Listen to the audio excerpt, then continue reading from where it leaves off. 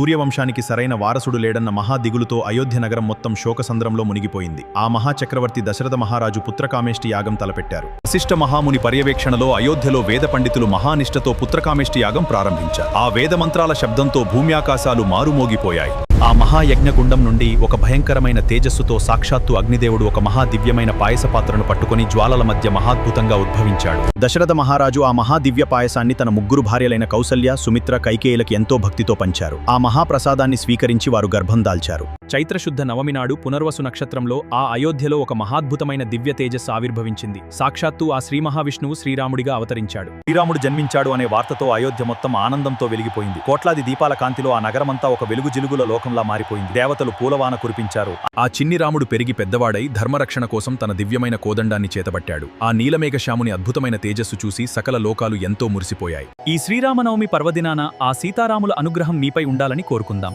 మరిన్ని ఆధ్యాత్మిక విశేషాల కోసం సబ్స్క్రైబ్ చేసి కమెంట్స్లో జై శ్రీరామ్ అని టైప్ చేయండి.